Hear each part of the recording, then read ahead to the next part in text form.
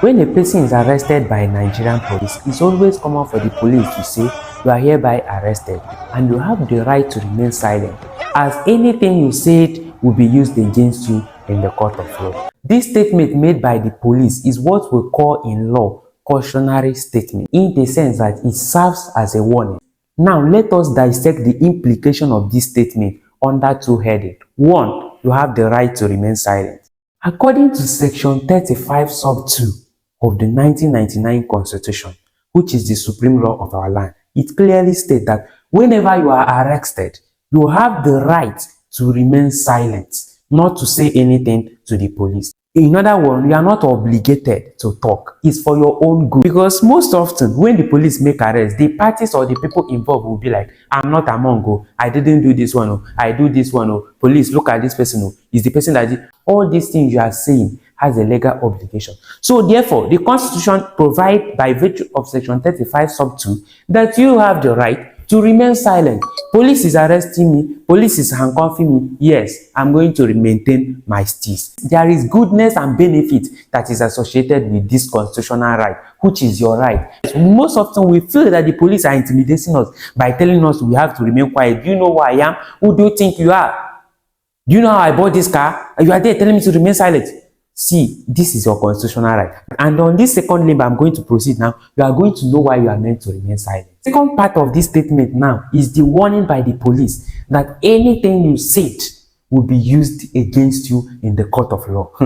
This is very important. This simply alerts you that any confession you are making here, either expressly through your words, through your actions, through your innuendo, through your gesticulations, implied or expressly depicted, will be used against you in the court of law as an evidence. Under Evidence Act 2011, by virtue of Section 29 of that act, police cannot tender any evidence that is obtained by force, duress, compulsion, or intimidation. So the police then have to tell you, "Please, my lord, kindly comport yourself and follow us, because whatever you say now, we are going to document it as evidence against you. And if you insist you must say something, we must also insist that we must take out something from what you say." It's as clear as that. You are free to talk, but we are free to take whatever you say as your evidence. There is a practical example to it. There is one Nigerian criminal case, popularly known as the case of Idowu and the state. Joseph Idowu and the state. In that case, Joseph, I don't know who devil that entered inside him, he raped a young girl of, using a young girl here is an understatement. He raped a baby of 3 years and 9 months. And on the process, he tore the vagina in order to be able to penetrate through the baby. You can imagine the dirty act of raping a 3 and 9 years old baby. And then on the process, you have to tore the vagina to be able to do whatever you are doing. Then the young girl died on the process because of the excessive bleeding that was gushing out from the private part. While Joseph was arrested, Joseph was like, "I used my hand though, please, I didn't use the other way around. I was trying to do this one, I used my hand and tore everything. It was the devil that entered inside me." Joseph kept lamenting like Book of Lamentation. The police diligently, having cautioned him, recorded everything he said. He was doing this thinking that he has met a Catholic priest for confession. So as he was confessing, doing everything, thinking that he will be saved, he was neither saved, and the police then tendered this evidence before the court. Then during the court process, Joseph Idowu then denied everything he said and said, "My lord, I didn't say anything. I didn't use my hand on the girl's private part.